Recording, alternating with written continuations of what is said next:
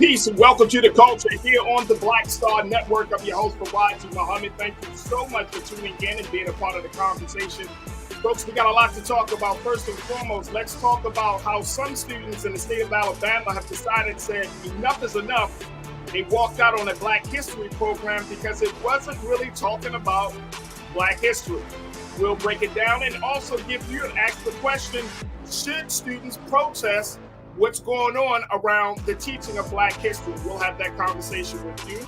Also at 3:30, we're going to be checking in with the sports national sports columnist from Forbes.com to give us the latest about a number of sports topics, from everything from LeBron James to two Black quarterbacks in the Super Bowl, and what does it really mean?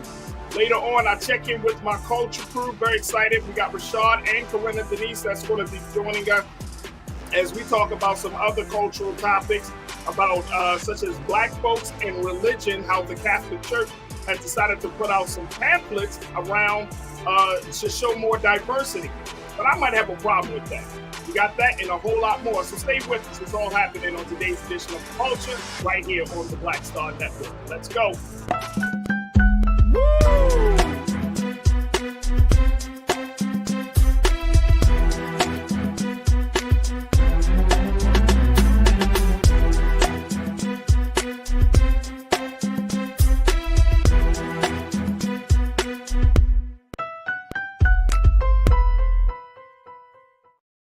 Folks, welcome to the culture here on the Black Star Network. I'm your host, Farajii Muhammad. Thank you so much for tuning in and being a part of the conversation. First and foremost, folks, happy Friday.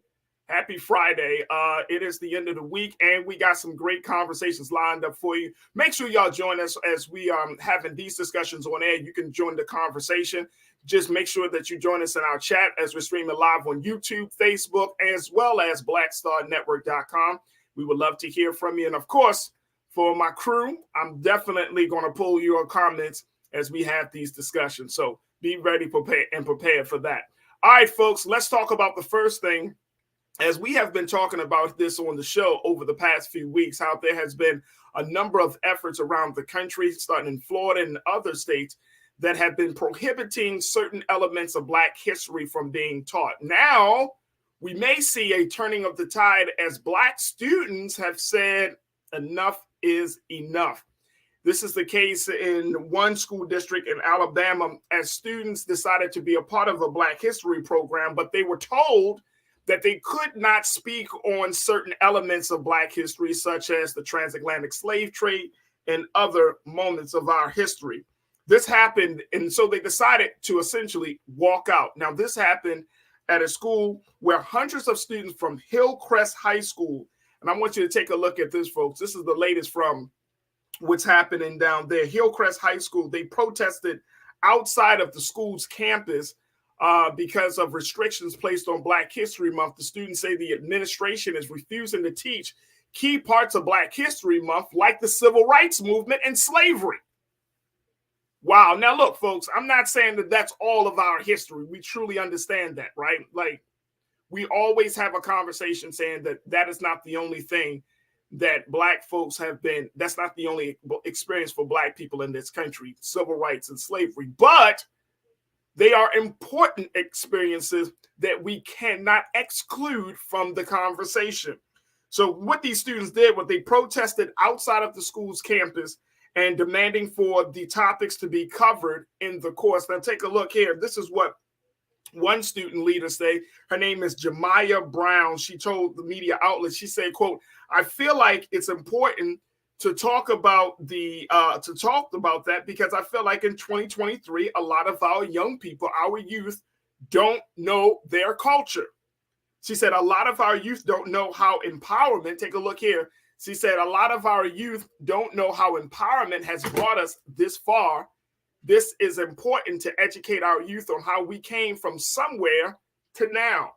Now, on Wednesday morning, students walked out the front door of the school around 9:30 a.m.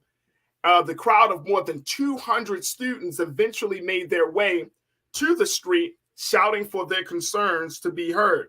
Now, the demonstration was deemed peaceful, but according to WBCR, the crowd grew large enough that a deputy sheriff had to block part of the road in front of the school to keep students safe. The protest ended after 40 minutes with students returning to their classrooms to carry out the rest of the day. And so I wanted for us to have a conversation about this. Is this the best way for students to handle this situation? Now, we have talked about, of course, the efforts that Governor Ron DeSantis has been doing down in Florida. We saw Benjamin Attorney Crump's response to that, bringing students to the forefront of the efforts to keep certain elements of Black history from being excluded with those AP courses. We are hearing now that more schools across this country are pushing back in a lot of these Republican-controlled states. They're pushing back against teaching Black history, certain elements, especially during this time of year. We've been hearing about other people. We've heard from parents. We haven't talked about this story in much depth, folks, but there are, and I'm going to pull up where in one state, parents are given, basically they are empowered to say whether they want their child to learn Black history or not in some schools. So we hear from politicians, we've heard from parents, we've heard from some staff and student and community and school leaders, but now we're hearing from students, and I'm speaking of Black students, who are saying enough is enough.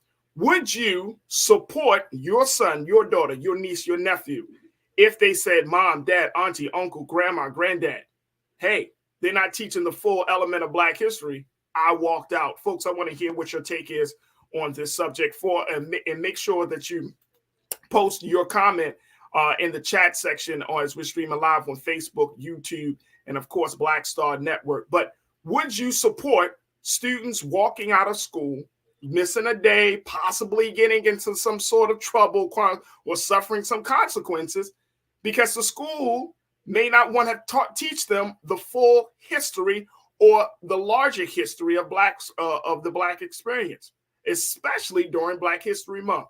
I want to hear what you got to say, so let's jump right in. All right, let's just work it out right here. Real Brooklyn checking it in, starting us off this afternoon. Real Brooklyn, good to hear from you, bro. You say, simply put, Black history is American history. If you don't know Black history, then you don't know American history. American history without Black history is American mythology. Yes, I'm with you, Real Brooklyn. I'm with you. And you know what? I truly believe that folks who are stopping or trying to fight history, they understand this, they know this, but they, in their warped mind, Real Brooklyn, you don't know it and I know it. They are afraid. They are afraid of empowering this generation because this generation is a very fearless generation. And I thought the generation that I came from, we were pretty fearless, but this generation is fearless and in very unpredictable, unconditional type of way, where they're like, you know what? Race does matter. This is a problem, and this is how I'm going to handle it. And guess what? You're not going to say anything. You're not going to object to it. So this is a different spirit that we're seeing coming from young people today. And also, folks, just want to let you know, of course, that we have made that big announcement a few weeks ago. We are absolutely streaming on Amazon News right now as well. So make sure that you tell your family and friends that they can tune in today as well. But let's go back to the comments from you as my culture crew. And Real Brooklyn, I appreciate you for making that explicitly clear. Black history is American history. Facts. Shalinda, my sister, you say, hey, fam, many young people have no idea about our history. I say yes. Right. I'm with you, Shalinda. I say yes. I've actually supported students who walked out. Look, what's the point? And I know there are some people, and if you feel strong about on the other side, say, no, that's not right. Students should not walk out. They should handle this differently. Please, by all means, let's share your thoughts around that, right? Because I understand it. But I've been a part of student protests. And guess what? I applaud students who decide to make that move. You know, personally, I applaud it. Because what's the point of education, right? If your education is not worth fighting for, then what are we teaching students? Okay, so let me go back to that question. If your education is not worth fighting for, then what are you teaching them then? Just to quote, repeat, memorize, and then say it back to you again? You got to have a very real education that empowers. All right, let's go to this one. Let's go to Tiana. Tiana, you checked in. You said the slave trade needs to be taught. It's American history. We didn't come over on a day cruise. Facts. How can you forget that? How can you eliminate the transatlantic slave trade from during the teaching of Black history, hell, American history? How can that be done? How can you really say with a straight face that this country, for example, wasn't in the possession of Native Americans and then you had colonizers and other colonial individuals who came, who took over the land, decimated the Native American population in the process, and then stole the people from their homeland with the help of other groups of people to bring them here so that way they can be used as slaves and as tools to build up the country that we now call home. How is that not a part of the conversation? All right, look, we got to take a quick pause. When we come forward, more of your thoughts as we continue the conversation. What's your take on students protesting, Black students protesting at one high school because they are being told that certain elements of Black history will not be taught, will not be discussed, and the students said enough is enough. Do you agree with the students walking out of their school in protest? Share with me your thoughts, and as we come forward, we'll continue the conversation. Stay with me. It's The Culture right here on the Black Star Network.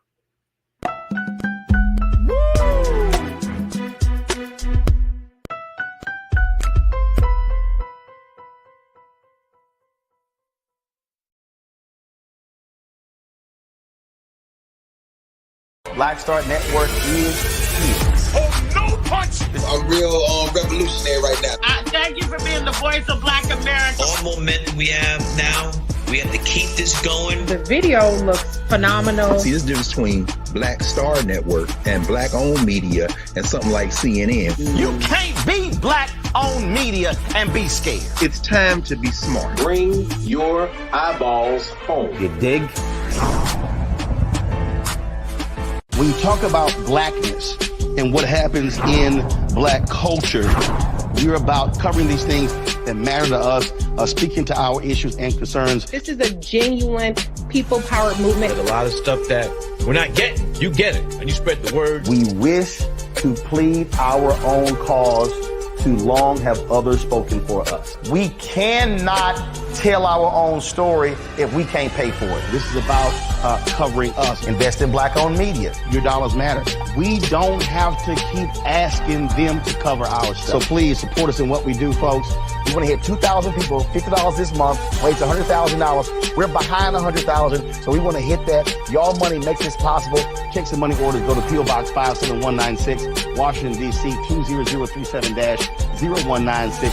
The Cash App is $RM Unfiltered. PayPal is R Martin Unfiltered. Venmo is RM Unfiltered. Zelle is roland@rolandsmartin.com.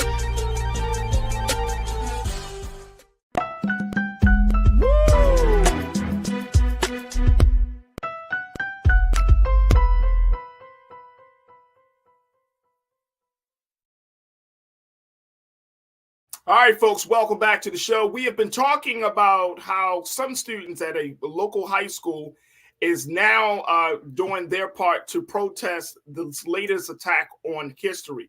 This is a set of high schoolers from Hillcrest High School, folks. They are now pushing back on this idea that they can't learn the true history about Black folks in this country. And guess who's leading the charge? Black students. So I'm asking the question because we talked about what the political leaders are doing. We're talking about what parents have said about this situation. But now we get to hear from the mouths of babes themselves when they say enough is enough. We need to learn our history. A lot of young people don't know their history. And they're speaking of other Black young people who don't know their history. And it's important to be taught in schools. What's the purpose of school if you can't be taught history? Something that has already passed. And folks, I was reading one quote from one student. It made perfect sense to me. She said the administration is getting upset with us about something that has already happened. How do you make sense of that? How do you get mad about history that has already happened? At this point, you should be figuring out how do we make sure we don't repeat those lessons. But guess what? That's not happening in America right now, folks. So students have decided to take matters into their own hands and walk out. Would you support this? Do you agree with this method to get folks' attention? Folks, make sure you post your comments in the chat as we're streaming live from Facebook, YouTube, Black Star Network, and of course, you can check us out on Amazon News now. All right, folks, let's get back to what you got to say. My God, truth is power. You said, Farajii, if you talk to your children that they are better than everybody else, why would you teach them a history proving that they're just as equal as the other? And Black people, do you keep studying up with you're studying keep up with these mothers of liberty? They have stopped a lot of the Black history curriculum in schools by themselves. Mothers of liberty. So a couple of points that you bring up in there, Truth is Power. You talked about this idea that why would you teach your children that they're equal to other people? Well, and I guess that gets to the root of white supremacy, right? That you teach your children that you're better, that, you know what, the Black kid is there because of a special program or special opportunity, that you're still innately better, that you're still much smarter. Even though that child may actually believe otherwise, because we're not in the classroom. So we don't know if that white child is actually answering all the questions or they comprehend the information, right? Versus that Black child. But a Black child now is being burdened to process all of these things, right? In a very crazy way. And I think that's the point, Truth is Power, that you're making, which is an excellent point. But look at how you put that burden on a child to try to figure out.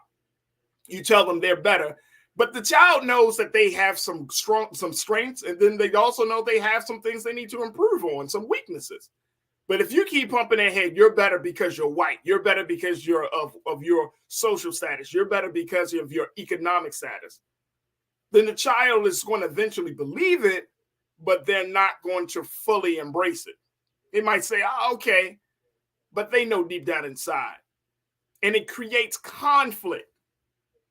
See, that level of, indoctrination creates conflict for anybody, whether you're Black or white. On the other side, if a Black child constantly thinks that he or she is inferior, that they don't have the mental and the mental capacity or capabilities to do work or to learn a certain way, or they just don't understand their learning style. And they say, oh, well, I'm stupid because Johnny, he understood these concepts and I didn't, not knowing that everybody learns differently. That Johnny might be strong in that subject, but you might be stronger in a different subject. A lot to put on a child. All right, let me go back to what you got to say, crew. Janelle, you checked in and Truth is Power. My God, thank you. You said, Janelle, all students need to be empowered to demand every bit of information without censorship so that they can be as ready as possible for the world. Parents are snowflakes being driven by outside funds. Parents are snowflakes being driven by outside funds, Janelle. That's a harsh criticism, but you might be too right there. Too right for a Friday. You're right. And that's the part about this whole process. It's like we are shooting ourselves in the foot when we don't teach our students, our young people, true history. Because guess what, folks? There's this little thing called, what is that called? Time. Where they are going to actually grow up to be adults. And if they are messed up in the head from their childhood, they become messed up adults. And as they get older, what's that other thing that affects us? Oh, time. We get older. So then we have to rely on a future that don't know what's going on or who they are. Can you imagine? That's a domino effect. It's you're like, if you destroy the mind of a child, if you lie to a child, if you don't provide opportunities for a child to feel empowered, then guess what? You are essentially shooting your own self in the foot because you're not going to be around. We're not all going to be around for a long time. And they are the ones that's supposed to carry on the work. They're supposed to be the ones that carry on the burdens, and they are the ones that's supposed to walk into the sunset when our time has come. So what future are we ensuring that? Do you truly believe that Black people are not going to be in the future? Y'all, you're watching too much of the Jetsons. Yeah, you don't think Black people are going to exist in the future. What? Please. Our future is already written in the stars. But the future of this country is still being determined. The jury is still out. So we can play these games now, but the implications, the consequences going forward are too much for us to truly handle. Let me go back to what folks are saying. All right, I appreciate you, Janelle. Thank you for bringing that point up. Karen, my sister, you say, look, I agree with the students protesting. They are expected to deny who they are and their ancestry. Students from non-Black races are not told to deny their ancestry, and their ancestry is celebrated. Right. So here might be the other thing, Karen, that I don't know that folks may be considering. It's like the old principle of telling a child that they can't do something, right? So you tell your child, the baby, the child in your family, that they can't grab a cookie. Now their desire for the cookie becomes even greater because now you told them not to, right? It's a natural human thing. You tell us we can't do something, and now we become emboldened. It's like, no, I am going to do this because nobody can tell me what to do. Okay, so now if you tell Black children that they can't learn about their history, they can't learn about who they are, they can't know where they're from, then what do you think that that's going to do? Now, a few of them might capitulate. So a few of them might say, okay. But I think a lot of them will say, well, why don't you don't do that for other students in the class. So what is it about my history that you don't want me to know in this present day moment? And then now you are starting to really feed the desire to learn, because why? You're telling them that you can't learn this history is bad. Now you're forcing the student to think critically, and they're going to feel more compelled to dig deeper into what is it about my history that is such a threat, is such a problem for this administration. No one else's history gets scrutinized like mine, but my history does. What is it? And now they're searching, not just looking to learn, but now they're searching to find some power that they can gain from learning their history. Look, I think it's going to backfire. I think it's going to backfire on a lot of people in a big, big way, and folks won't know how to handle it. Do you know what happened? Think about this, folks, very quickly as we wrap this part of the conversation. Do you remember the time when you were first exposed to something very deep and very conscious, that how it opened you up? It might be something very small. Like you realized that Santa Claus wasn't real, right? And how that opened you up. And now as a grown adult, you look back and you're like, man, I really believe that. I really believe that the Easter Bunny was real, or I really believe this, or I really believe that. But when your mind is exposed to some level of truth, some level of knowledge, and your eyes are open, you feel like a totally different human being. And you feel so empowered. And more importantly, you feel like you have more substance to you. You feel like a greater sense of purpose. What do you think you're doing for these Black children? Yes, like I said, some may capitulate. Some may say, oh, okay, we can't learn it. But those around them say, no, we are going to learn this. And I know why they don't want us to learn. You're shooting yourselves in the foot.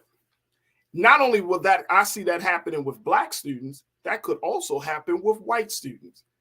Because white students can ask the question, why don't they want you to learn your history? I know mine. So why can't you?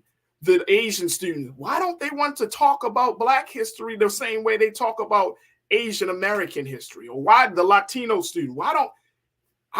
Now you creating a desire in other students to learn about Black history, which is fine, which is good.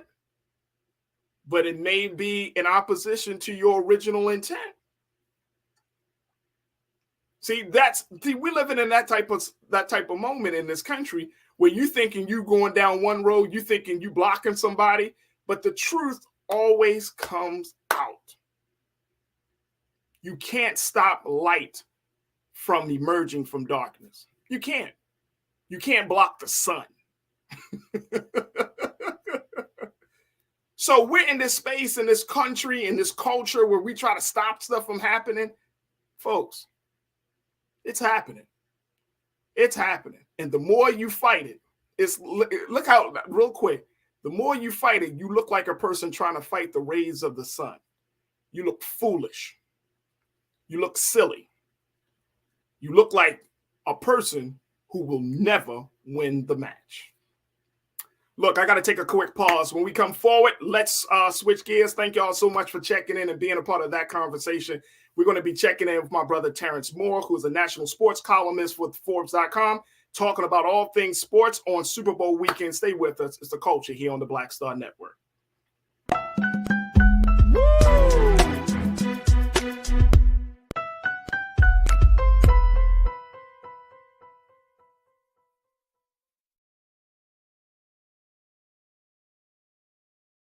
Hatred on the streets, a horrific scene, a white nationalist rally that descended into deadly violence.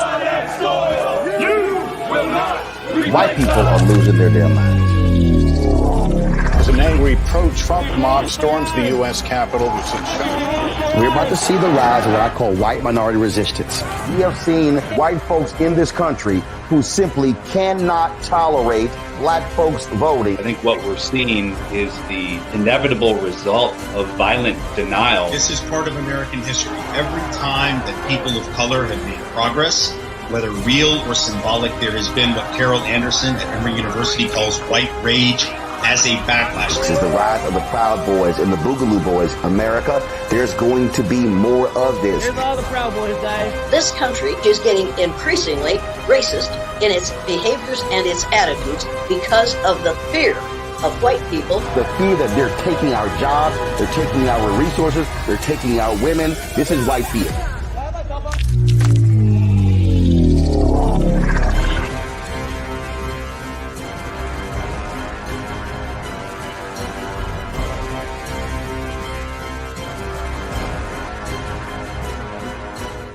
Black Star Network is here. Oh, no punch! I'm real revolutionary right now. Thank you for being the voice of Black America. All momentum we have now, we have to keep this going. The video looks phenomenal. See, there's a difference between Black Star Network and black-owned media and something like CNN. You can't be black-owned media and be scared. It's time to be smart. Bring your eyeballs home. You dig?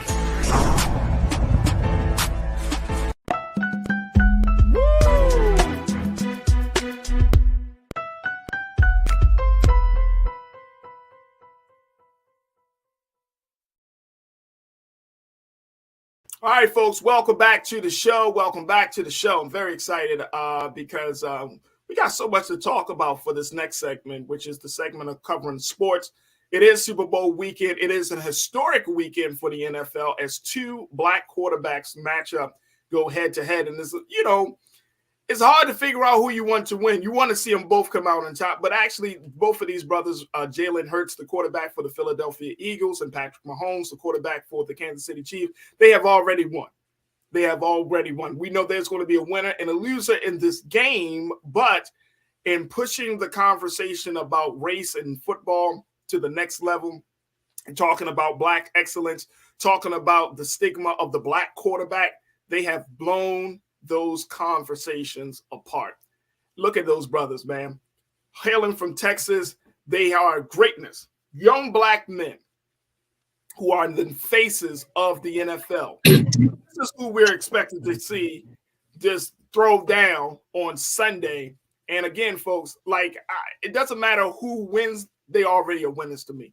But I wanted to talk to my brother Terrence Moore to get us some more insight from him to understand the dynamics of this whole conversation and so much more, because just as much as these brothers are winning, We already saw earlier this week, LeBron James has come out on top and being now crowned as the all-time scorer, surpassing the great Kareem Abdul-Jabbar, who passed the ball, slashed the baton on to him for continuing that great, breaking that record and continuing that legacy and so much more. So we want to welcome to the airways of Black Star Network here on The Culture, Terrence Moore from Forbes.com. Terrence, thank you for checking in, bro.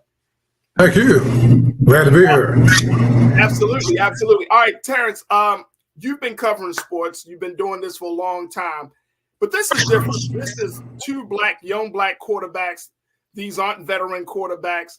These are brothers who are really, I would still say, we could say that they're at their prime because they're at the Super Bowl, but I think we might still get another 2 or 3 appearances from these brothers before it's all said and done and at the Super Bowl level. What do you make of it? I mean, there's no doubt about that. I mean, you take Patrick Mahomes. I love Patrick Mahomes. Man, I think about this. Yeah, I mean, how can you not like him? For so many reasons, but just from a football standpoint, longevity, and let this sink in. He's already won his second MVP in 6 years. I mean, that's absolutely phenomenal. So he's got a long way to go. Third time in the Super Bowl in 4 years. He's already won one of them. So, Jalen Hurts still got a ways to go, but as far as if you just project greatness that's on the horizon, it's Patrick Mahomes for sure. He's and there are a couple of things that when I see him, but then I see who's around him. I see how the life that he lives. He's married. He has a family. He seems very stable. He's of course he has his mom and his dad, his family on that side. Then he has his football family of the Kansas City Chiefs. It seems like he is really the recipient of all of these ingredients, Brother Terrence, of everything that you're supposed to do, right? He's not out there. He's not flashy type of guy. I mean, he has, of course, his $1 million endorsements with various companies, but he's just one of these guys. But you don't hear from him too much, right? He's not as quote unquote vocal as probably some of the other players in the league, but there is something that you still find, and there is some groundedness to him that I really like. We got the Brother Terrence. Impressive things I've ever seen at a Super Bowl. Can you hear me okay? Yeah, well, I got you. Had a bad feed here because I'm in Arizona, so with the desert, who knows what's going on with all the weird things in the atmosphere. But anyway, I've covered more than 30 Super Bowls, and I was there, needless to say, when he won the Super Bowl, his first time out. And what I found so amazing was after that game, he gets up there before the media, and it was like a natural. It was almost like he had done this for 1,000 years. And you can say a lot of that, as you just pointed out, is his upbringing, but most of it is him. He is just that dude, this guy that's just totally natural. Just like the other day at the press conference, he was answering questions, and he was being funny, he was being serious. It was just like he just made for this moment. When you see him, it's like a natural fit. He's not trying to be anybody except for Patrick Mahomes. Right. Now, there are some people that have been having this conversation about black quarterbacks, Brother Terrence. One of the big conversation is they haven't, like in certain media outlets, they talked about Jalen, they talk about Patrick, they talk about a couple of them, but they haven't included Cam Newton. And some folks are kind of like, why aren't we including Cam Newton? And part of me is starting to think, is it because Cam Newton doesn't fit the quote unquote the profile of the black quarterback that the NFL wants to put their marketing machine behind? We saw how he responded when he lost his Super Bowl game, and he was mad. I mean, I get it, folks. I mean, you don't work that hard to get to that level, and then you lose, and you're going to be the happiest person in the world. But how should we look at that kind of what some people would call a snub on Cam Newton and his ascendancy to the Super Bowl?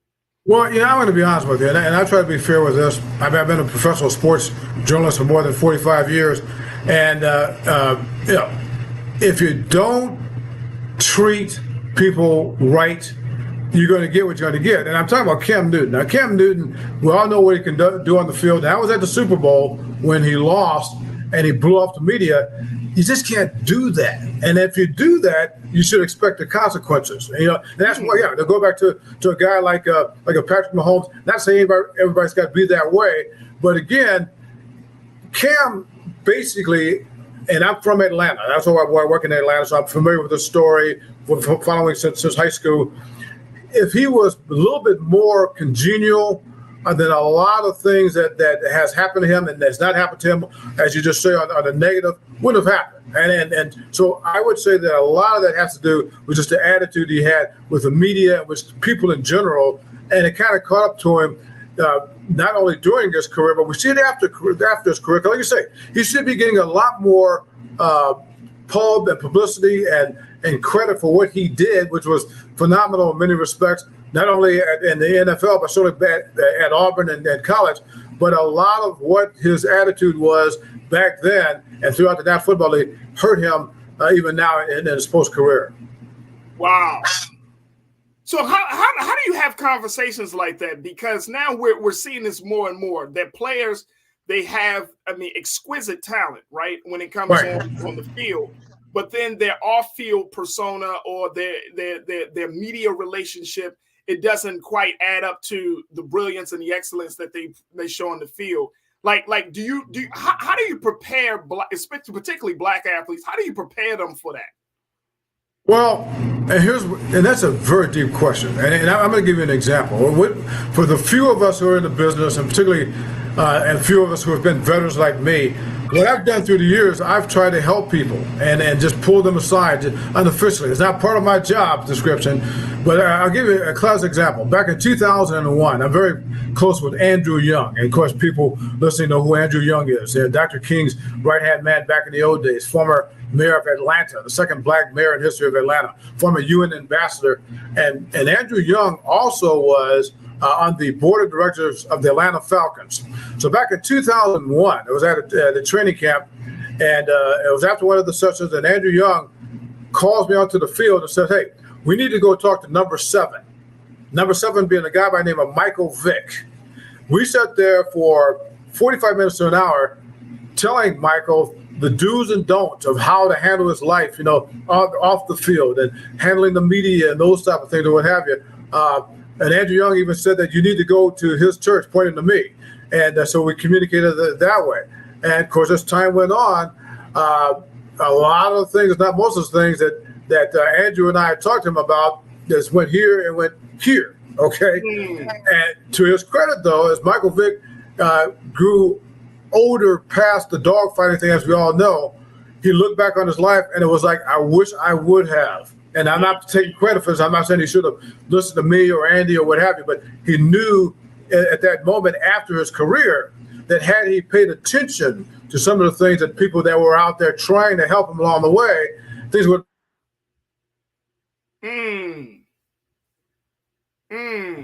But it's got to be the athlete or the individual or celebrity. They've got to want to listen and to take heart of what we're saying. And y'all was just saying that. Y'all was just saying that from a brother to brother standpoint, not from a writer, exactly not right. from a political leader. That's like, look, man. Not in my job description. That was not in my job description. Okay, and it wasn't anything I wrote about. It was just something.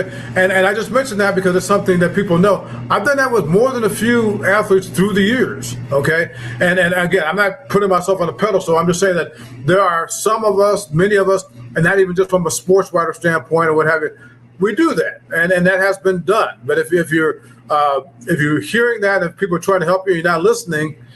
I mean, in the word of Flavor Flav back in the old days, can't do nothing for you, man. I mean, so that's what it turns out to be sometimes. Hey, Brother Terrence, we got to take a quick pause. When we come forward, I want to get your insight on how all of this talk about black quarterbacks, how does it fit with the ongoing narrative around Colin Kaepernick. Now, we know Colin Kaepernick, at this point, he's pretty much out of the NFL, right? He's still making moves. He's still making an impact. He's still doing what he needs to do. But does he get lost, or is he another focal point of this conversation? I would love to kind of pick your brain to get your take on that. And yeah, real quick, and in addition to that, I'm also going to tell you why people are missing a huge point, black quarterback thing, and they're letting the NFL off the hook. But we'll talk about that too. Let's do it, brother. Look, folks, I'm tuned. I got my brother Terrence Moore, national sports columnist for Forbes.com. He's down in Phoenix right now covering the Super Bowl as that happens this weekend, and he's joining us for a few minutes here on The Culture as we talk about black quarterbacks and so much more, black excellence in sports. Stay with us. The conversation continues right here on The Culture, right here on the Black Star Network.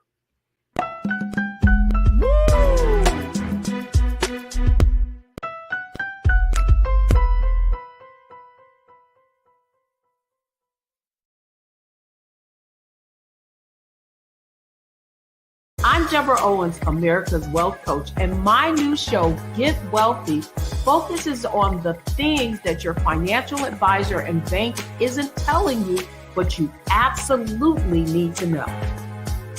So watch Get Wealthy on the Black Star Network.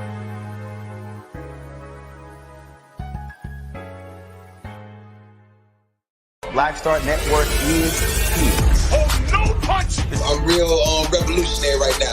Thank you for being the voice of Black America. All momentum we have now, we have to keep this going. The video looks phenomenal. See, there's a difference between Black Star Network and black-owned media and something like CNN. You can't be black-owned media and be scared. It's time to be smart. Bring your eyeballs home. You dig?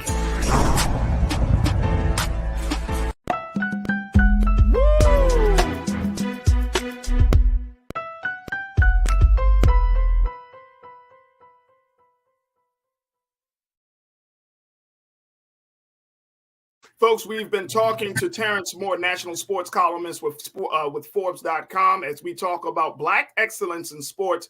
Terrence is down in Phoenix, Arizona right now, covering and preparing for the Super Bowl. And as we have the conversation about black excellence, we're just definitely discussing the fact that you have two young black quarterbacks who are at the center of attention for this year's Super Bowl. There you see on in the green for the Philadelphia Eagles, Jalen Hurts, Patrick Mahomes of the Kansas City Chiefs on the other side. And these are two dynamic black players who have taken football all the way to the top. They hail from the same place, and yet they are facing each other. And like I said, folks, and even though, of course, you got a winner and a loser in this game, both of these brothers have definitely won. Let's get back to my man, Terrence Moore from Forbes.com. Hey, brother Terrence, so let's talk about Colin Kaepernick, right? Because it's interesting that his story never died. Like, I mean, it's just every year since he took that great stand, it's a conversation about Kaepernick is popping up somewhere. And it's, as one who studies media, I'm a student of the game. I'm like, wow, talk about impact. So what's the big thing you said that the big thing that folks are having a conversation about black backs, especially in the... Well, one of the problems that we have, I'm talking about as black folks, sometimes we get carried away by following the shiny object, because that's what white America does. That's what white media does. Let's face it, it's basically white media, all right? And that's what's going on here with this the black quarterback thing. And I dare say I'm the only person who wrote the counter to what's been written and talked about all of this. Because what the NFL wants us to do, what society wants us to do, is to feel good. Oh, gee whiz, we got these black quarterbacks starting for the first time ever. Wow, isn't that great? No, I don't think that's great. And I'll tell you why. And that's what I wrote. The National Football League has been around since 1920. I was an econ major back at Miami University in Knoxville, Ohio. But doing some quick math, I think it's over 100 years. So over 100 years, this is the first time we have two black quarterbacks. And let's do it this way. In 1946, a guy named Paul Brown integrated professional sports. Now, people out there saying, well, a year before Jackie Robinson broke the color barrier on April 15, 1947. So the National Football League has been integrated since 1946. The National Football League, as everybody, 70% African American. It has been predominantly African American for arguably the last 50 or 60 years. So you know where I'm going with this train. This is the first time they had two black quarterbacks starting in the Super Bowl. This tells you this is an indictment against the National Football League and against society. What they're trying to cover up is the reasons why this has taken place. And one of the things I point out in my column, a lot of things, everything you want to know about what's happening, not only in the NFL or Snyder. There's probably a guy that many people out there never heard of. But I'm gonna tell you who Jimmy the Greek was. He was this football analyst for CBS, and he was famous for picking games and what have you. January of 1988, he's having lunch, and he's being interviewed, and he was asked, "Why are black athletes so dominant?" Again, this is 1988, and he said, "Well, it goes back to slavery when they had these big mothers had these big thighs, and they were birthing these big babies." So he gets fired the day after. People need to Google Jimmy the Greek Snyder, January 1988. He gets fired the day afterwards. All the media said that the reason Jimmy the Greek Snyder got fired was because of those comments. That is not why he got fired. General Constitution at the time.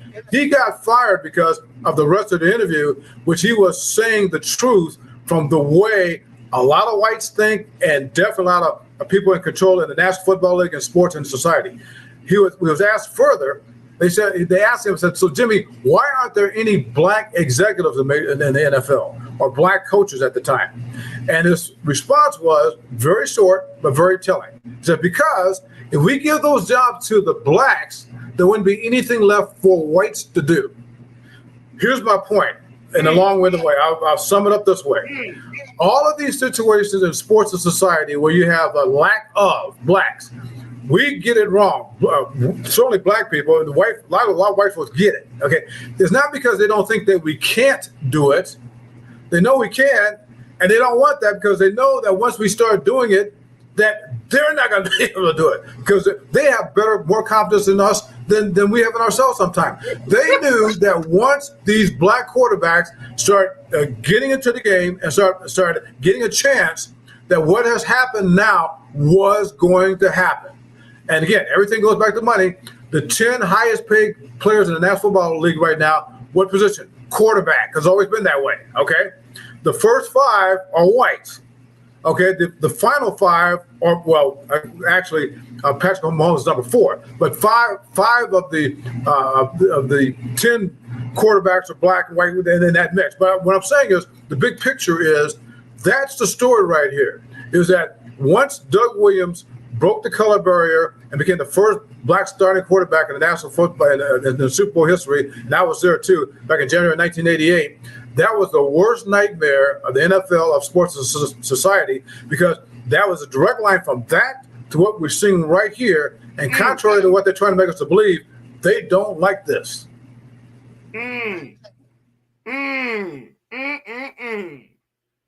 That's some history there, Brother Terrence. Yes, sir. That's some history. And you know, I appreciate you for saying that. And I'm definitely going to take a look at Jimmy the Greek's interview, because, I mean, I think there's that ongoing fear. There's that sentiment that still exists today, right? Talking about the athleticism, the intelligence, all of that. Exactly. Right? From player to coaching, all of that. And we're still seeing that. Like, I just saw that Brian Flores, who filed a lawsuit, he's now, you know, I think the defensive coordinator of oh man, what's the new team that he plays for now? Oh man, you cut out just a little bit there. I was just trying to see. Brian Flores is the defensive coordinator for a new team. Minnesota Vikings. That's right, the Vikings. Vikings. Right. And so it's like there's the thing is like there's some level of progress, but then at the same time we get pushed back. So we get 2 black quarterbacks in the Super Bowl this year, but it may be another 10 years before we see this again. And that's my concern, that we might not see this ever again. And as far as you know, the NFL, is the NFL really turning the tide on its race and okay. Not at all. Again, like I said, follow the shiny object. I mean, it's all a mirage. And you mentioned Brian Flores. And Brian Flores, they are scared to death of Brian Flores. And I just pray that Brian Flores stays Brian Flores. And what I mean by this is the National Football League made a record $18 billion with a B last year. They're the most powerful entity on the face of the earth, except for maybe the U.S. government, and maybe even then. Okay, dang. They've got a lot of power. And what the National Football League has, okay, we saw with the big thing with the concussion settlement that they had a few years ago with all these players, where they gave them $1 billion to go away. They haven't totally gone away, but they're still there. $1 billion for the National Football League under their seat cushions, okay? Brian Flores, for those who don't know, Brian Flores was the head coach of the Miami Dolphins and got discriminated against. He got fired for no reason except that he was, in their minds, being an uppity you-know-what. And so he files this lawsuit against the National Football League for the discrimination and went beyond him. We had some other coaches join the lawsuit. Should be way more than have joined, but that's a whole nother discussion. And so what the NFL has been doing ever since Brian Flores filed this lawsuit behind the scenes is trying to get him to settle. How about this much? How much this? How about that? And every single time Brian Flores says, no, I'm going to see this through.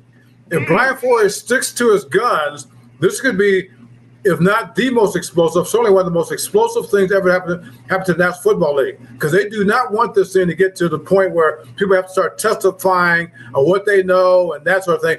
I mean, that would be very, very costly to the National Football League. So they're trying to pay him off. So far, Brian Flores has resisted, and that's what we got to hope that happens. That's the only way that you can see this changing a little bit. Outside of that, we're just going to be dealing with window dressing. And a lot of this stuff we're seeing is just window dressing. Wow. Hey, Brother Terrence, we got a couple of moments left. I want to get your take on this. Do you think that Black people should support the NFL? I mean, you said that the league is 70%, 80% Black. We know the players. We understand the stand with Colin Kaepernick. Should we just totally say, you know what, the NFL is, we're done with you? Well, I mean, first of all, it's a moot point. We're going to support the NFL. Right? Black folks are going to support. I live in Atlanta, Georgia, and you know they've got the highest percentage of Black fans of any team in the National Football League. Trying to tell some Black folks in Atlanta not to follow the Falcons. I mean, you must. Those are wrong. That is not going to happen. All right. So, but having said that, should it happen? I don't even think it should happen. I think the only way that you solve these things, you got to stay engaged. Because, and I'll tell you this real quick. You have me laughing. You're talking about the Jetsons in the last segment, okay? And a lot of time, art kind of projects, society. And people may know that a lot of things in The Simpsons, people talk about projects the future. The other day, and for those who don't know, the Jetsons are a cartoon back during my day. So in the early 60s, I was watching the Jetsons the other day, and they were showing a football game that they were playing at the time. Remember, the Jetsons are in the future, and there were robots. All the robots were white. All of the announcers were white. Everybody in the stands, they were white. Okay, and I looked this up on the internet. This episode was 1963. In other words, these were white folks projecting the way they want the National Football League to be. Okay, wow. It hasn't been that way, obviously. But again, if you have that perspective, you understand things like that, then I think we will have a tendency to stay away from the shiny object, okay, and start looking at the symptoms and start looking at the problem. Wow, there it is. Hey, Terrence, I thank you so much, brother, for your time. I know you're doing a hard work down in Arizona right now, and we would love to have you come back, brother, and share your thoughts on other issues, because we got to talk about like LeBron James and how big of the moment was that. I'm a huge LeBron fan. I think as much credit as he gets, I think he's one of the 2 or 3 most underrated persons in the history of sports of all time. Wow. On the field and off the field. Is he better than Jordan? Yes, he is. Because Jordan was that guy on the court, but off the court, as we know, Michael Jordan was about Michael Jordan. And he certainly was not about the totality of folks, and particularly about the totality of Black folks. There we go. Hey, Brother Terrence, I appreciate you, man. Thank you so much for your time this afternoon. And I look forward to being connected with you. Thank you. Absolutely. Folks, we got to take a quick pause. When we come forward, let's get into another conversation about the Catholic Church and how they're trying to do something to encourage diversity. I'm going to share with you the details of their latest project. We're going to have our culture crew members, Corinna Denise and Rashad Staten, joining us, and a whole lot more. So stay with us. That conversation is coming up next here on The Culture on the Black Star Network.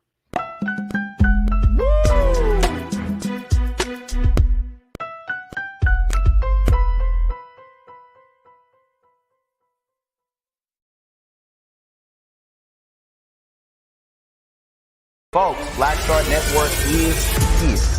Oh, no punches! I'm real revolutionary right now. Support this man, Black Media. He makes sure that our stories are told.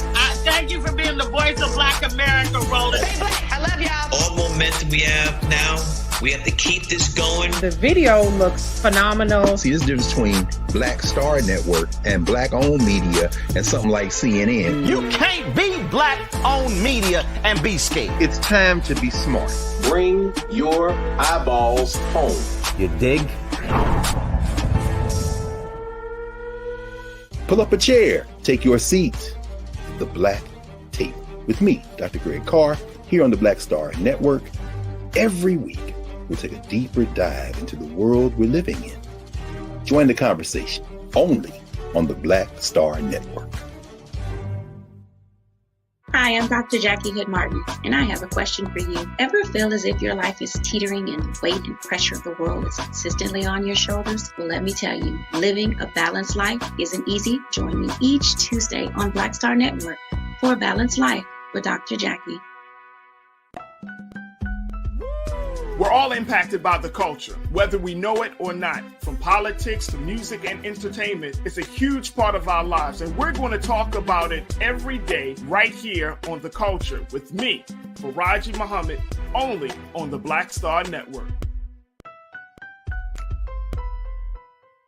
I'm Deborah Owens, America's Wealth Coach, and my new show, Get Wealthy, focuses on the things that your financial advisor and bank isn't telling you, but you absolutely need to know. So watch Get Wealthy on the Black Star Network.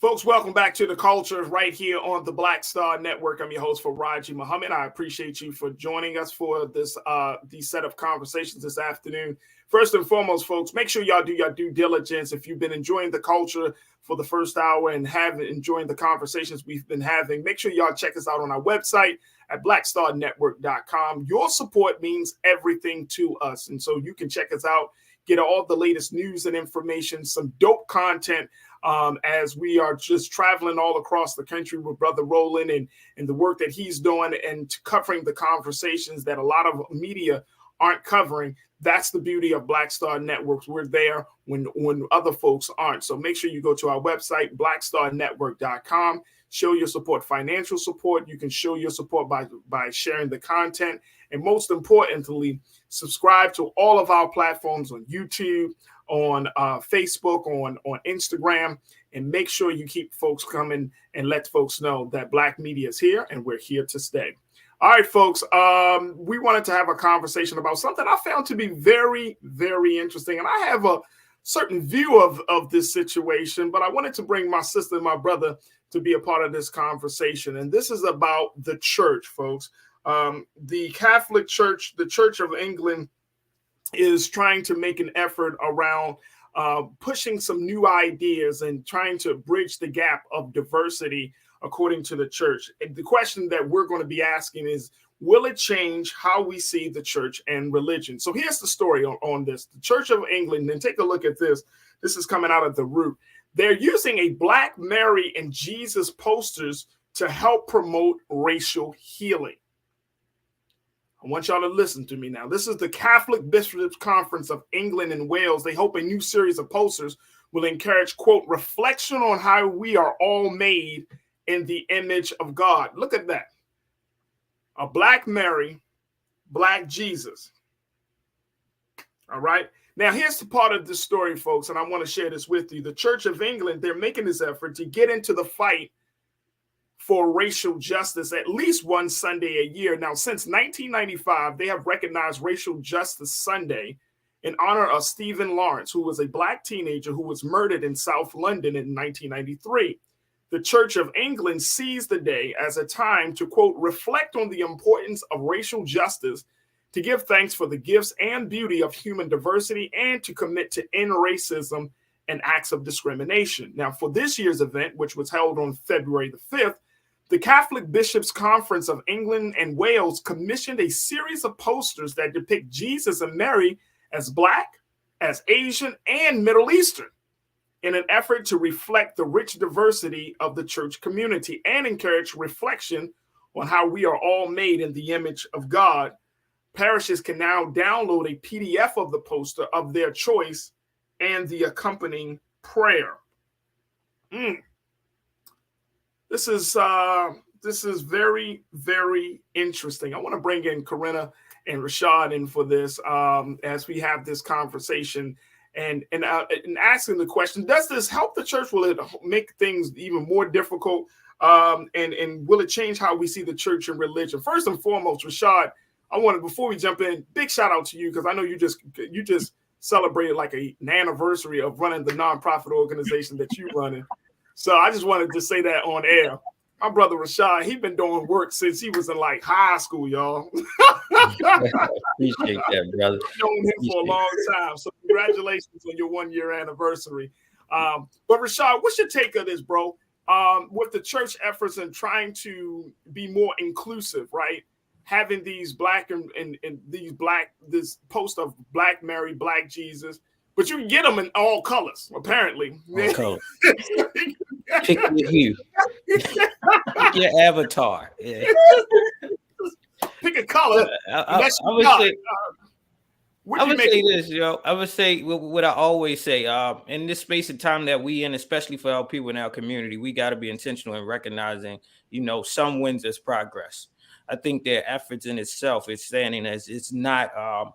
This is not one. Since they started this initiative in honor of a young brother that was slain in their respective country, and now that it's being 2023, it shows that it's rooted in some good intention, right? And in the world now where intersectionality, representation, imagery means the most to others in all of our identities, for them to take the efforts of creating an imagery that has your own selection of, I want to say, familiarity and identity to, the higher being of our immaculate and baby Jesus to be depicted as Black. I mean, about time.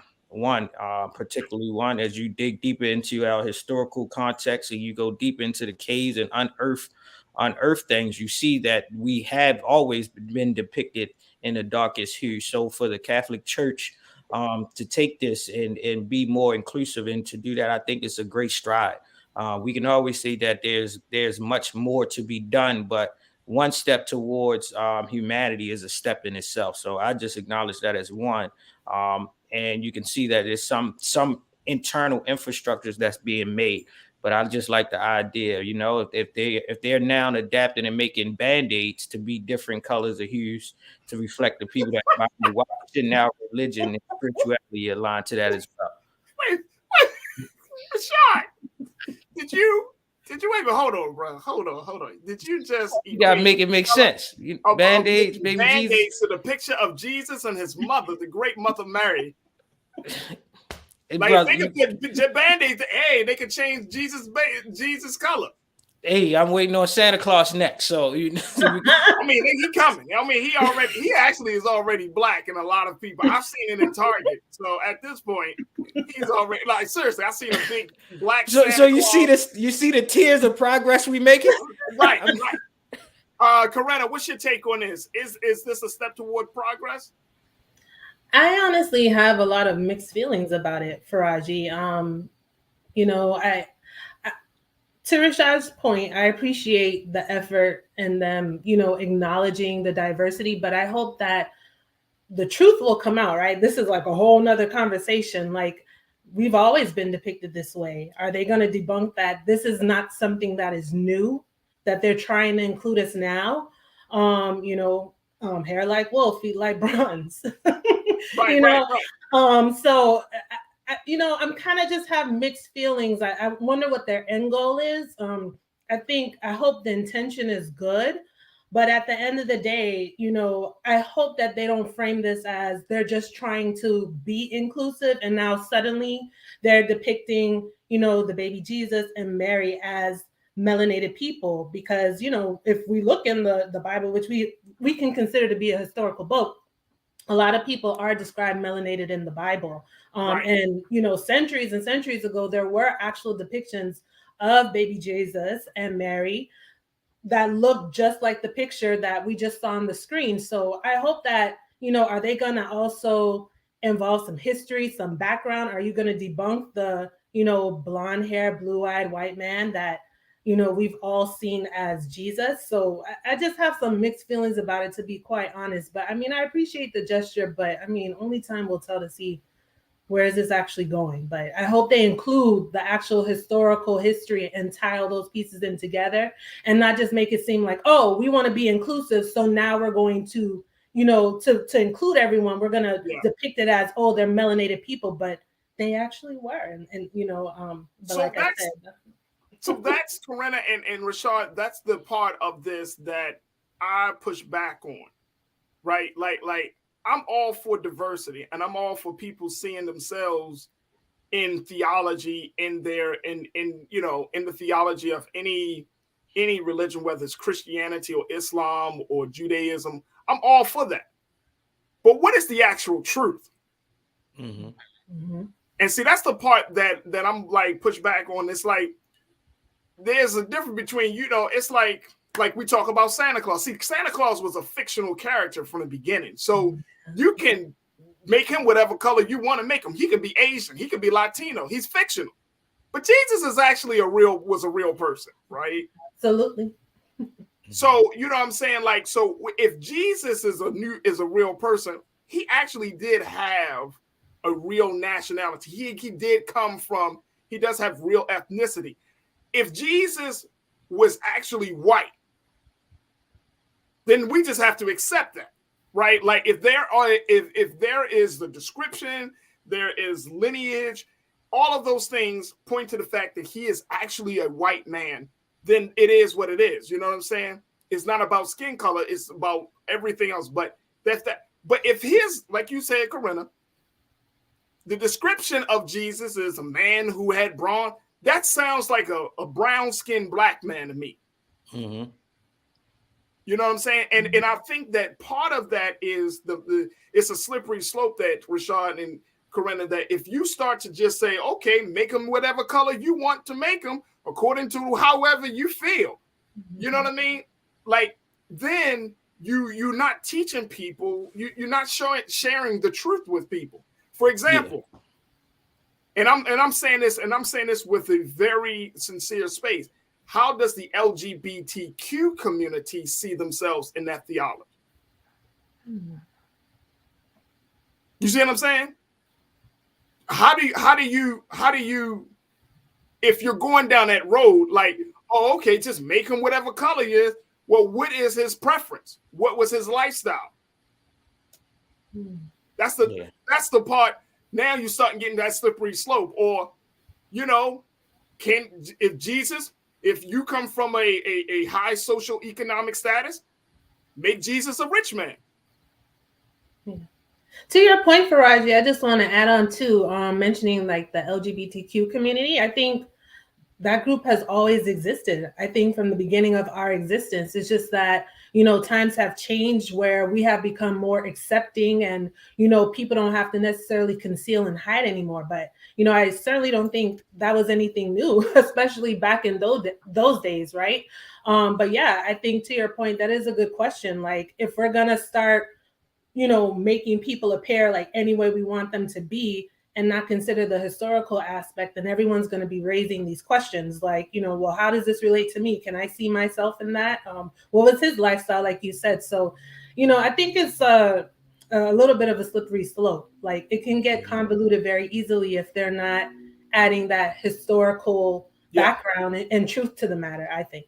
Absolutely. Look, I got to take a quick pause. When we come forward, we're going to continue the conversation talking about the Catholic Church's efforts to diversify and showing baby Jesus, mother, and his mother, Mother Mary, in different hues. How do you feel about that, folks? Do you think that it will push people away from religion in the church, or will bring folks closer? I want to hear from you, my online culture crew. Make sure you post your comments in the chat as we're streaming live on YouTube, Facebook, Black Star Network, and Amazon News. And stay with us. The conversation continues right here on The Culture on the Black Star Network.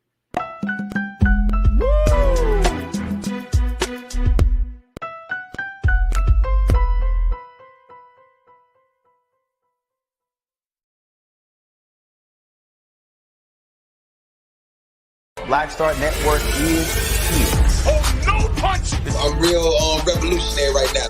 Thank you for being the voice of Black America. All momentum we have now, we have to keep this going. The video looks phenomenal. See, this difference between Black Star Network and black-owned media and something like CNN. You can't be black-owned media and be scared. It's time to be smart. Bring your eyeballs home. You dig? When you talk about blackness and what happens in black culture, we're about covering these things that matter to us, speaking to our issues and concerns. This is a genuine people-powered movement. There's a lot of stuff that we're not getting. You get it, and you spread the word. We wish to plead our own cause. Too long have others spoken for us. We cannot tell our own story if we can't pay for it. This is about covering us. Invest in black-owned media. Your dollars matter. We don't have to keep asking them to cover our stuff. So please support us in what we do, folks. We want to hit 2,000 people, $50 this month, raise $100,000. We're behind 100,000, so we want to hit that. Your money makes this possible. Checks and money orders go to P.O. Box 57196, Washington, D.C. 20037-0196. The Cash App is $RM Unfiltered. PayPal is R Martin Unfiltered. Venmo is RM Unfiltered. Zelle is roland@rolandsmartin.com. The 54th NAACP Image Awards is airing live on February 25th, honoring outstanding performances in film, television, theater, music, and literature. But this year, Roland Martin Unfiltered is nominated for Outstanding News or Information Series or Special. To vote, head to NAACPImageAwards.net, scroll down to Outstanding News/Information Series, select the category. You have to click on hashtag Roland Martin Unfiltered Black Votes Matter Election Night Coverage. To submit your vote, you will need an email. Only one vote allowed per email. Voting ends on February 10th at 9 p.m. Vote today.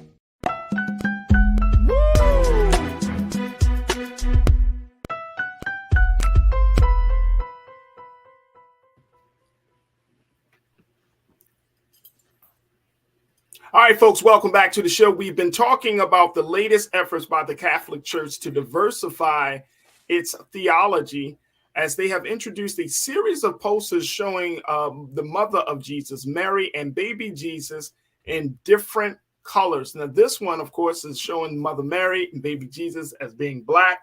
But the church has also offered up and said that folks can download a PDF of these pictures and of them being black, Asian, Latino, whatever color suits you best, as part of an effort for Racial Justice Sunday, which was celebrated on February the 5th.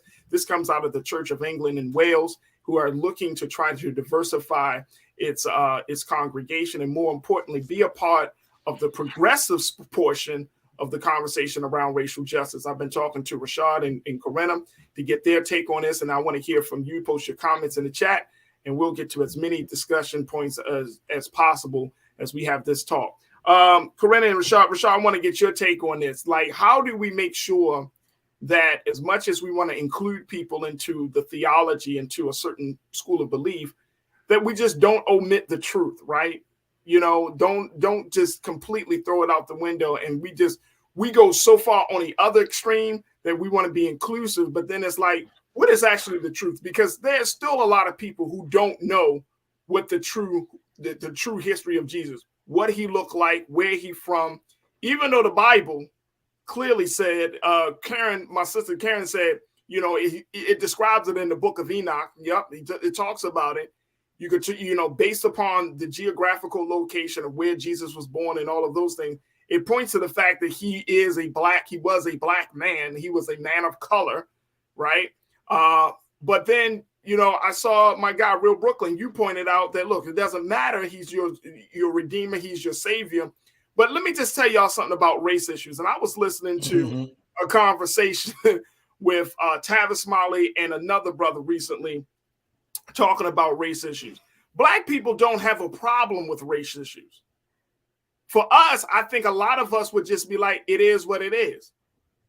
But white people have made race the problem. Like if we can go on without us thinking about race, and I think a lot of us would feel this way, that we would feel relieved if we didn't have to think about our blackness each and every day that we wake up. Whereas white people don't have to think about their whiteness as much, right?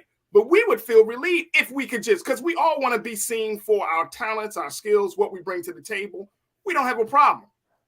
But it is white people, it is the systems of white supremacy, it is the systems of racism that has made race the predominant judgment, the major metric of how we should look at someone. So I'm just trying to process all of this, Rashad. What's your take on this, bro? Mine is this. We know for years the detriment that the imagery of a white Jesus, and singularly being a white Jesus, has done to our people and melanated people across the diaspora, right? And that's in spite of the historical context, the accuracy of the geographical location, and what's in the word in the books of the Bible. But we have known what the systemic slavery and the imagery of a white Caesar depiction has done on our people, and made us have a sense of a overseer versus a person of higher belief in our God has done to us in our community. I take this in the perspective of one, we now can use this as a tool to direct conversation to reassert ourselves in history, right? 3, the other entity that it brings up for us is this level of inclusion, right? Representation. It now forces, it's like when we talk about the movies and Wakandas and everything else, and we're needing visual representation in a time when we're talking about social intersectionality. We need this. One, it's not that I learned this from Dick Gregory. He said this, and I've talked to him many times before he passed it. He said, it's not that they never told us the truth. The truth was hidden in plain sight. We just never read the book backwards to see that how we was always a part of it, right? And as you go towards, we know that in the Vatican, they have the bust of the Black Madonna. Right. We know that these things are existing, but it's the limited accessibility and exposure of us not having the means to travel over there, or to have the sense of comfortability to go and say, let me see my physical representation, that by putting this on a poster, now I can assert the accuracy when I go into a classroom of a young kid in West Baltimore, right? I now have the option to pick my Black Madonna and Black Jesus over the one that Google is going to tell me is the preference. And to that point, Rashad, and that's an excellent point, because at the end of the day, we're not going to, many people may not know that there is a bust of a Black Madonna in Rome, that there is a picture of a Black Jesus in Rome where the Vatican, where the Pope is, right? Many of us may not know that. And like to your point, we may not even have the chance to ever see that, right? Face to face. But that's the thing. Like we shouldn't have to go that far to figure out the truth.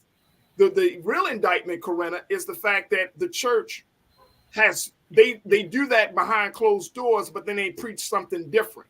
That's the real indictment. That's the real indictment, that if you're supposed to be, and this is not, if you're Catholic, you're Catholic, because we all have religion, and all religion at this point can be criticized. But my point is that the church as an institution, not as the belief system per se, but the church as an institution, governing from a space of hiding the truth. That's detrimental to your point, Rashad. That's the detrimental part. Like if you don't want to show the divinity of Black people, that is a real problem. That means that you are actually assisting in creating a dark mindset in a people who needs light, and that is a criminal act. Right. And I just want to circle back quickly to Royal Brooklyn's point, saying, like, don't care what Jesus looks like. He's my savior. He's my redeemer. Absolutely. I understand that. But then I raised the question, well, then why didn't white folks feel that way?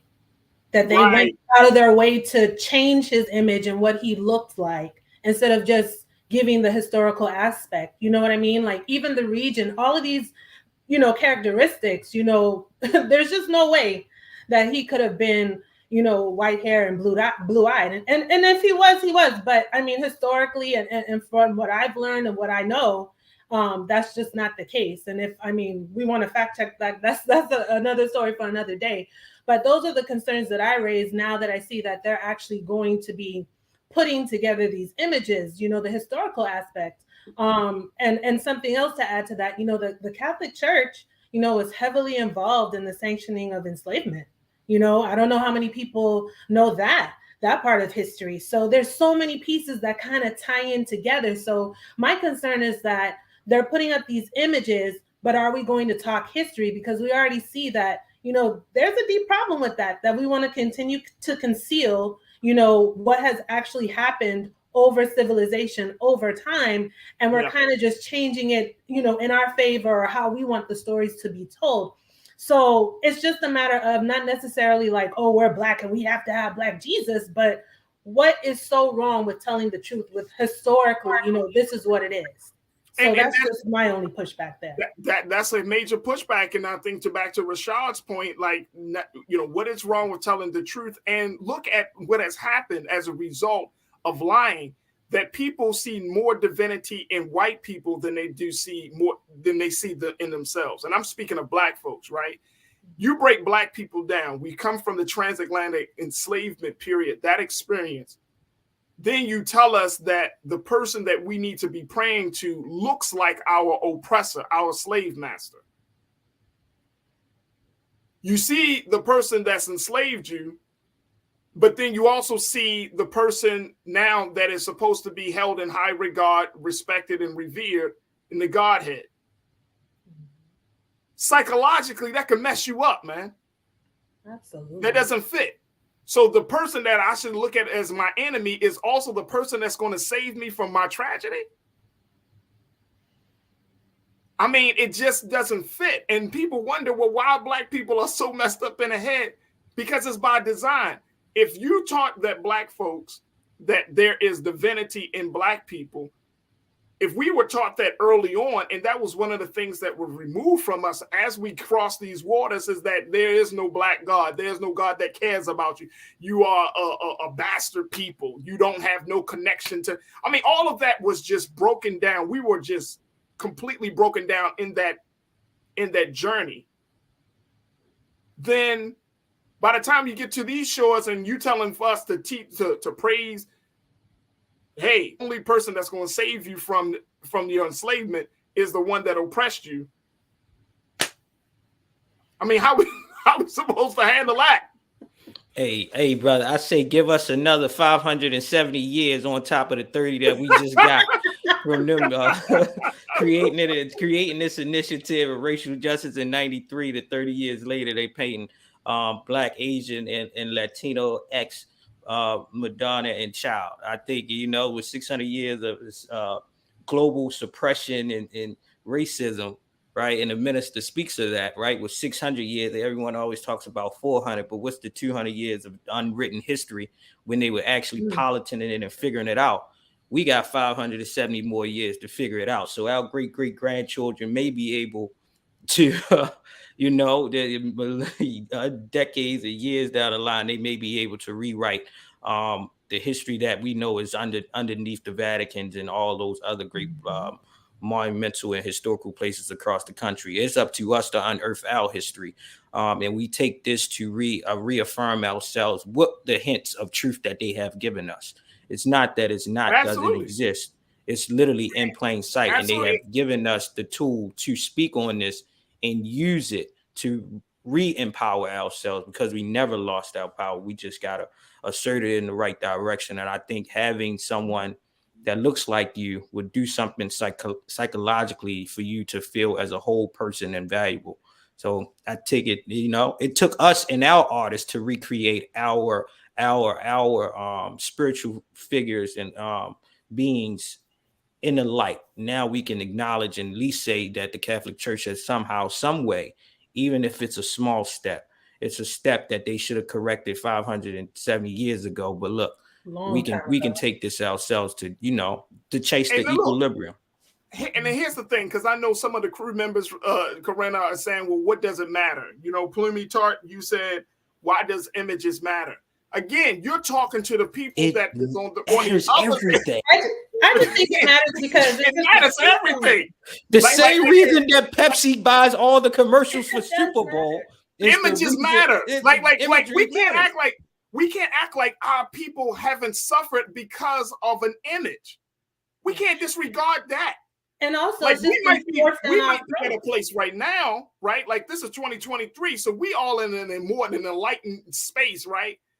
But think about back in 1950, 1980, 2000, where people really died thinking that whiteness would equate it to God or divinity versus understanding and seeing their blackness as being God and divinity. Like, think about that. Like all of our people who suffered psychologically as a result of that situation. Images matter. I'm sorry, y'all. But Farajii, why are we so quick to push back and say, well, what does it matter, right? But there's no pushback on, well, why did they change the imagery in the first place? So that's kind of where I struggle. You know what I'm saying? And it's just now like they're putting whoever's face on there to be inclusive. Okay, I understand that. But it's important for us to just know history. So that's just my pushback. Are we going to start telling the truth about things? And I think it's something we should be proud of. Like, it's something that was forced upon us for us to believe. And I think we should be raising questions and have more pushback. Why would they make such an effort to change the story, to change history? We see that even now, present day, that's what's happening. So at the end of the day, what's the Catholic Church end goal here? I mean, it sounds like they're well-intentioned. That's yet to be seen how this is all going to play out. And I know everyone has their different point of views, but I think it's just so important that we keep that in mind, the historical aspect. It's important to know history, what it is, good, bad, and different, whether we like it or not. The truth is the truth, and we need to know what actually happened historically. And that's my pushback on this. Absolutely. Folks, we got to take a quick pause. When we come forward, more conversation about race. As one of our leading Black men, Idris Elba, had come out in a recent interview and said he's not a Black actor. I'm going to share with you the details and the context in which he said that statement. Stay with us. That conversation is up next here on The Culture on the Black Star Network.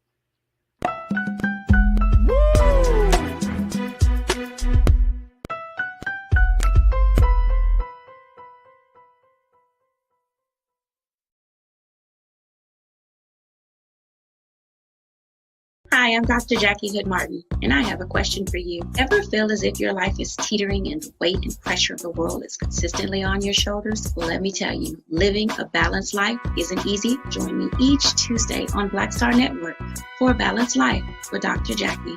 We'll laugh together, cry together, pull ourselves together, and cheer each other on. So join me for new shows each Tuesday on Black Star Network, A Balanced Life with Dr. Jackie.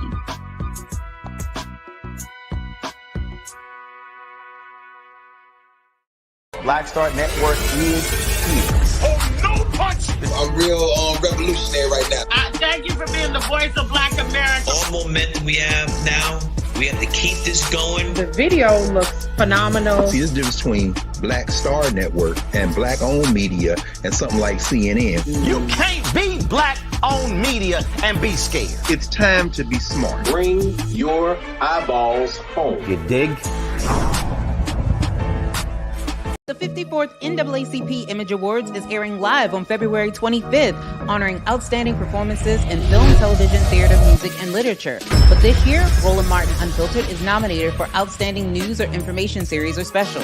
To vote, head to NAACPImageAwards.net, scroll down to Outstanding News/Information Series, select the category. You have to click on hashtag Roland Martin Unfiltered Black Votes Matter Election Night Coverage. To submit your vote, you will need an email. Only one vote allowed per email. Voting ends on February 10th at 9 p.m. Vote today.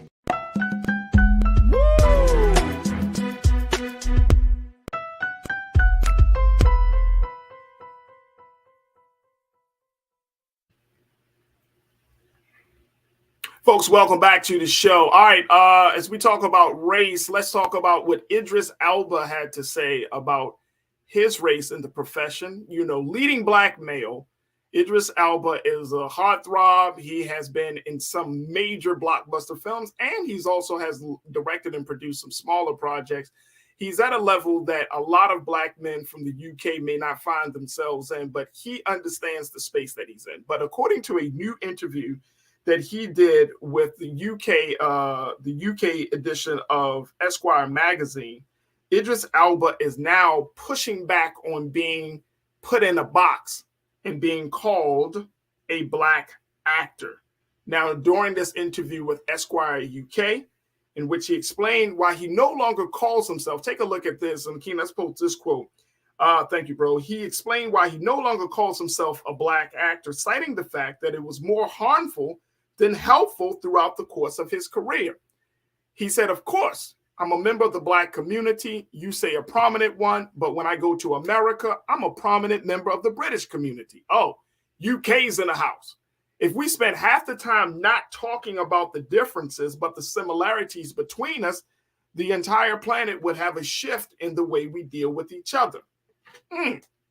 Now, the actor is also has pointed out that he said that as humans, we are obsessed with race, and that obsession can really hinder people's aspirations, hinders people's growth. Now, take a look at this. Let's go to the next slide, if we got it. But he said that this obsession with race has hindered people's aspiration, hinders people's growth. Racism should be a topic for discussion, sure. Racism is very real. But he said, but from my perspective, it's only as powerful as you allow it to be. I stopped describing myself as a black actor when I realized it put me in a box. We've got to grow. We've got to. Our skin is no more than that. It's just skin. Rant over. He said, I did it acting because I thought that's a great profession and I could do a good job at it. As you get up the ladder, you get asked what it's like to be the first black to do this or that. Well, it's the same as it would be if I were white. It's the first time for me. I don't want to be the first black. I'm the first Idris. Bada boom, bada bing. Let's bring Corinna and Rashad back into the frame. Now, it's interesting. It's interesting. Let me throw this out there because y'all, both of y'all got the same damn faces. I understand. I understand, y'all. Look, I understand.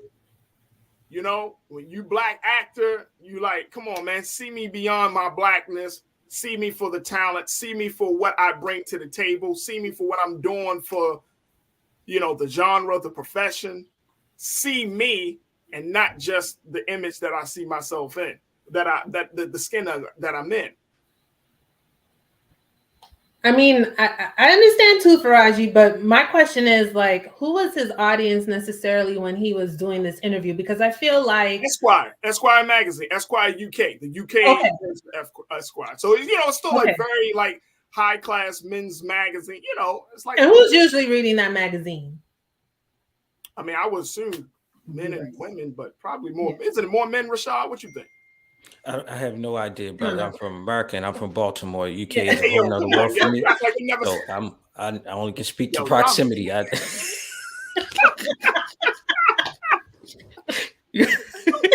know what I know, and I know I don't know that. So it's Esquire. I know what I don't know. Okay. Well, here's my only thing, right? I understand too, but the thing is like to his, he said something about, we're obsessed with race. Like, well, who the hell is obsessed with race? The people who invented the shit are definitely obsessed with race. I don't know if we are per se, but it's like I'll frame it this way, and I'm gonna put it the nice way. People do messed up stuff and then expect stuff not to be messed up. So they created this construct that is race, and now we had to push back. And it's like, yeah, I get the point, but we didn't create this social construct that they can't see past our blackness, that they can't see past our skin color. So yeah, oftentimes we're going to be referred to as, the first successful Black actor or whatever the case is. It's a damn shame that we're still in 2023 and we're still claiming to be the first. But, at the same time, why is that happening? So I do get his pushback. I don't want to be a Black actor. I don't think it's that serious, though, that you have to make a proclamation per se. Maybe right. I'm being a little extreme here, but I just feel like I love being melanated. Like, I was born Black and I will die Black, and I'm proud to be in this skin. And that's just been our history, because unfortunately, what we have been subjected to beyond our control. So, why is there an obsession with race? We didn't create this construct. I agree. Look, Janine checked in and said, Lord, not my baby daddy Idris. I feel you, girl. I feel you. I heard the same way. I'm gonna stay. I'm gonna stay in calm. See, I just want to get this comment out. Hit it, she said it's easy for him to have that perspective, not being American. But you know what? I've heard a lot of Black folks, and I get it. A lot of Black people in America don't want to be the black lawyer, Black actor, Black. You know what I mean? We don't want to always lead, and I get it. I truly get it, folks. I understand. You don't always want to lead with your Blackness. That's a part of who you are. That's who you are, right? But you just want to be seen for just what you do, for your skills and your talents and everything. And Lori Parks, Lori, you brought it up. You said that they're supposed to be talking about making Idris the next James Bond. And guess what? White people are not happy about a Black man playing James Bond, a fictional character. Mm-hmm. Isn't Reggae John, what's his name, Page from Bridgerton up for that possibly too? And he's British, and he's he was in the first season of Bridgerton, right? That's I've heard and seen things that maybe he might be up for the part of James Bond too. He's smooth. Yeah. He's smooth. Do you think colorism might play a part in that, as far as like maybe... Let me tell you something. Let me tell y'all something again. And then Rashad, I know you wanted to say something. Colorism plays a part in everything in this thing, man. Like we can't run away. We can't wish it away. We can't act like, well, I'm going to operate as if color doesn't exist, when the people and the systems around you are still operating that it does. You see what I'm saying? Now, we can have our own thought. We can live our life and say, no, I don't see race. I have this type of friends. I'm in these spaces. That's all well and good. But don't be so wrapped up in your own little bubble that you don't recognize that if the police pull you over as a Black man, they're going to treat you differently than they do a white man. You see what I'm saying? And you're like, well, I thought, because you're going to put yourself in a psychological conflict. That's what I'm saying. It's fine. You know what I mean? Like, I don't want to leave with my Blackness either. But at the end of the day, I do know that I'm a Black man. That if somebody say he's the first Black man to do bop, bop, bop, bop, it's like, that's just unfortunate. But that's color. Race is a huge, huge factor in this country. Rashad, yes, sir. What's your take, bro? Two takes, and that's why I wanted to listen to y'all first. And reading from the excerpts that was shared, I understand this brother. One, I understand him in the space that he's affirming humanity over social constructs of race and ethnicity from what we perceive, right? And he's in another one, just who I am and how I practice being who I am every day. I read the language of it, and what I do in my methodology of civic engagement, youth engagement, and the work that I do in the nonprofit sector, he's coming from what we would consider a strength-based or aspirational lens. And what that does is it doesn't negate what the issue or the problem, and in this context, the problem is blackness, right? And it being used as a tool to box him into a certain character that will stifle his talent, right? Or his roles or accessibility. But what he's saying is the strength base is my talent is much greater than what you visually see of myself. Right. And then we got to accept our privilege of the network we're on and where we show up in context to where we're born. We're Americans. In context to those of in the British continent, it's a large population of melanated people. And I experienced this as I came back from Sierra Leone. I'm on the plane and we get off and we're coming back to the States. So we all going back, we're leaving Sierra Leone. And one of the young ladies says, she's jokingly, she said, oh, there's the Black Americans. And this young lady was what we assume is a melanated young lady. So she asked us jokingly, but seriously, who are you? And we knew exactly what she meant, right? And we're saying African American. And she says, well, can you attest to what land of Africa you're from? We don't know, right? So we asked her, who is she? She clearly says, and she lives in the UK. I'm Trinidadian, but my people and my lineage is from Sierra Leone, and I'm here. Those that are in the UK, they have a much stronger connectivity of their lineage and where their people was deported, kidnapped, and enslaved from in context to our history that's being completely wiped away, right? So in his sense, he's attesting, I'm British, and I'm even understand my British privilege in context to when I'm in America. When I went to Sierra Leone, when you go to wherever we go out of this country, I'm not seen as a Black person. We're seen as American.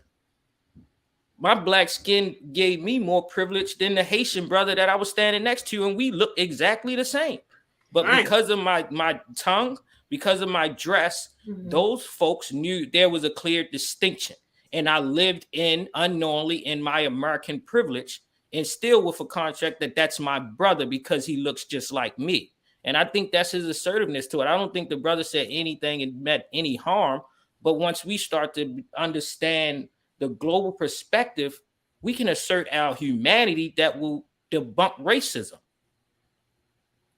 That's true. I love that point. I love that point. Thank you for sharing that, Rashad, because I think that drove home a couple of things for me. Corinna, what's your take?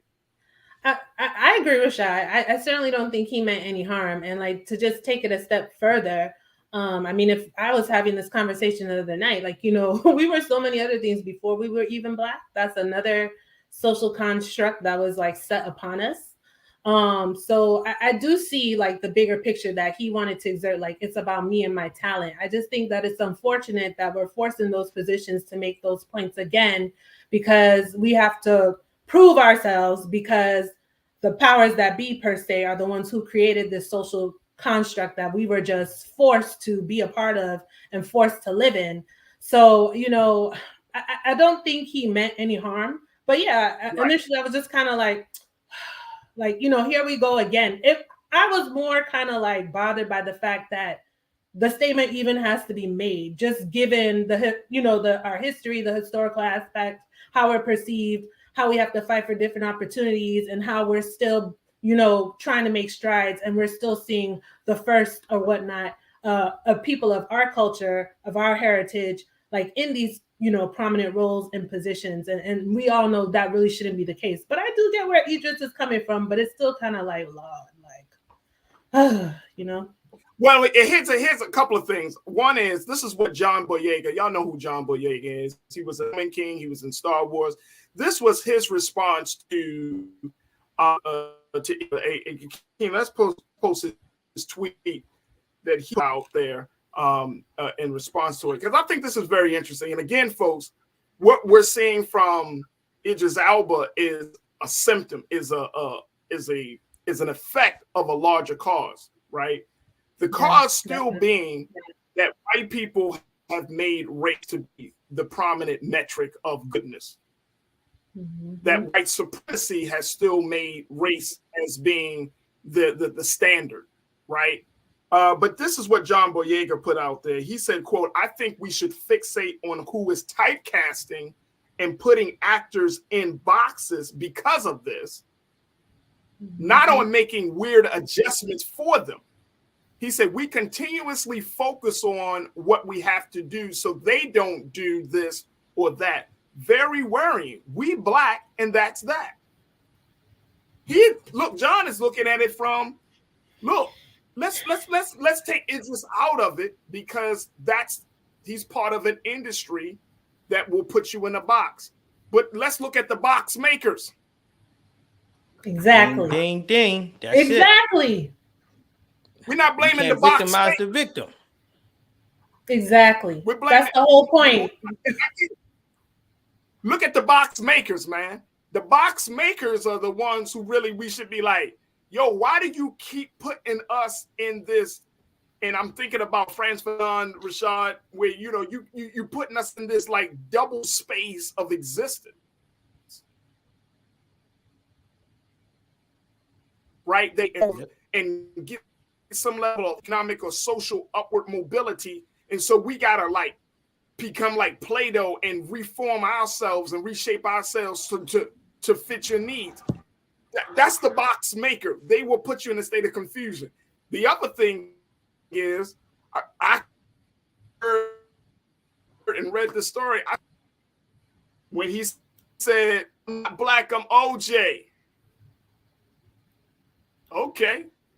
It's like that moment that, again, we're looking at the outgrowth.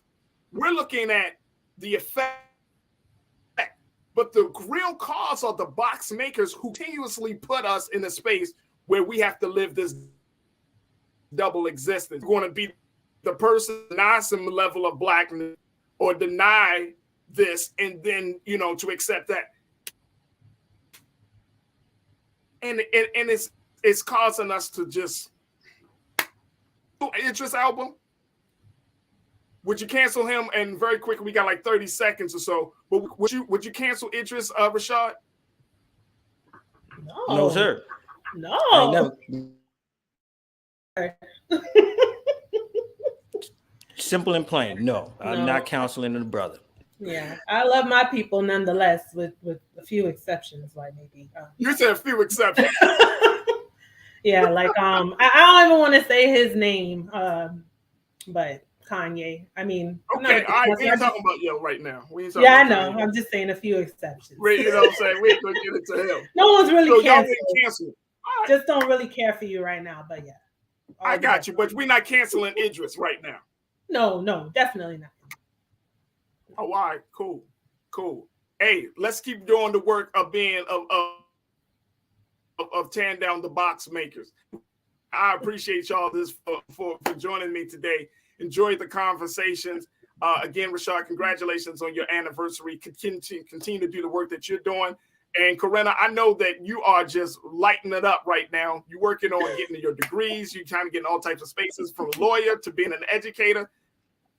I can't deal with you right now, but congratulations. One thing real quick, again. yeah. I am trying to increase that 2% of Black women that are attorneys in the United States of America. Only 5% of attorneys are Black, and only 2% are Black women. So I'm trying to study the system, understand it, so I can change it. So there it is.